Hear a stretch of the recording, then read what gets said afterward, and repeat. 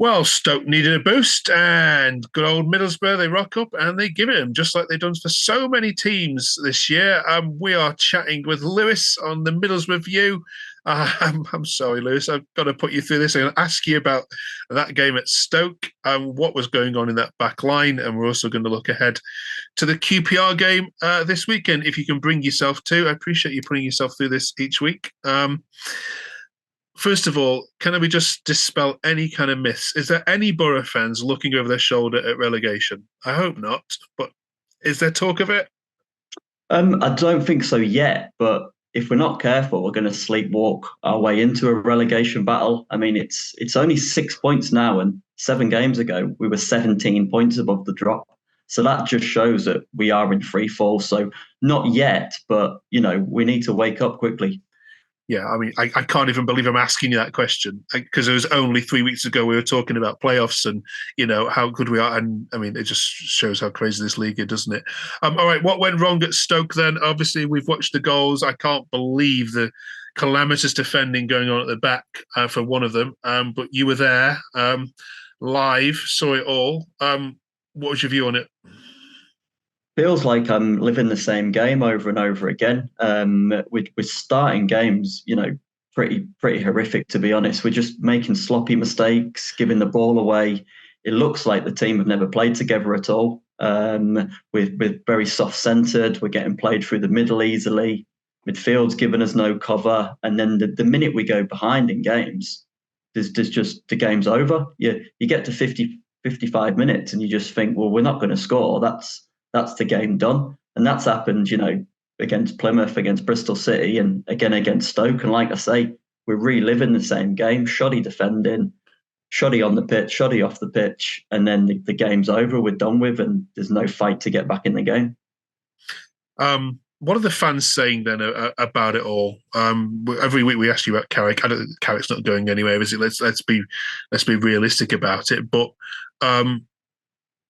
the fans seem to be looking at the fullbacks this week and saying, well, Ayling and Thomas, I don't know how we've ended up with these, and actually they need to be hooked.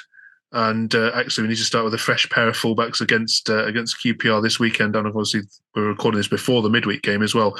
Do you agree with that? Is it the players we need to look at here rather than the coaching staff? It's a bit of both, but I think the issue is, he's brought in Luke Thomas and Ayling on loan. He's playing them ahead of Engel and Dijksteel, and all fans would agree that the better two fullbacks are on the bench. And the way that Carrick plays, he likes to have the left back bombing on, which was Giles last season, and then the left forward sort of drifts inside. But Luke Thomas, he's not an attacking fullback at all. He's a very defensive fullback, and not a very good one at that. And it just feels at the moment that we've brought these players in. The ethos of the club is to develop players for the future, but we're developing other people's players at the moment. So there's a lot of frustration with that.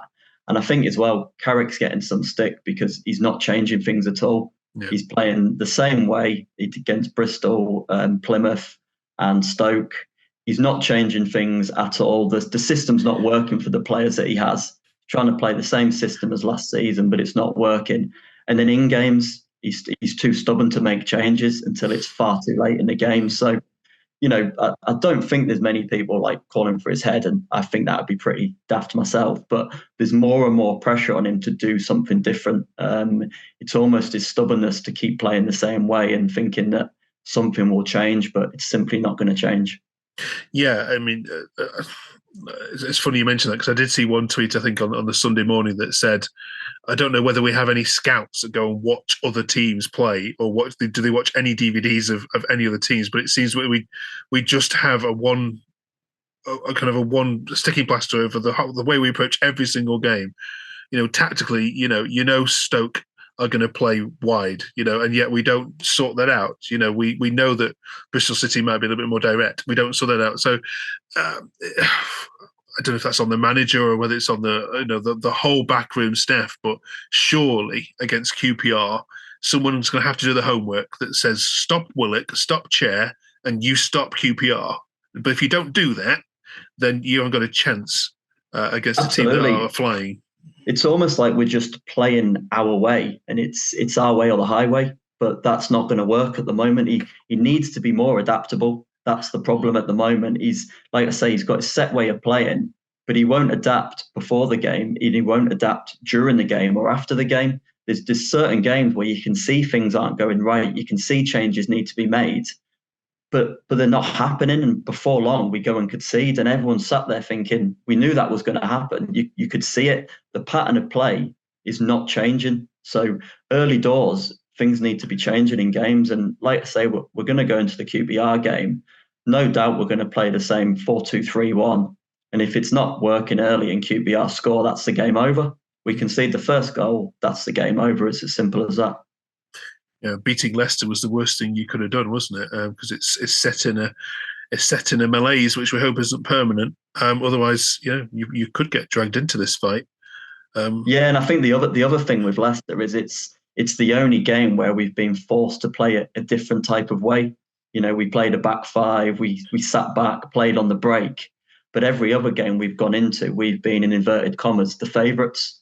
The onus has been on us to play a certain way, and it's like when Carrick has to play a certain system, Chelsea, Aston Villa, Leicester, it's worked.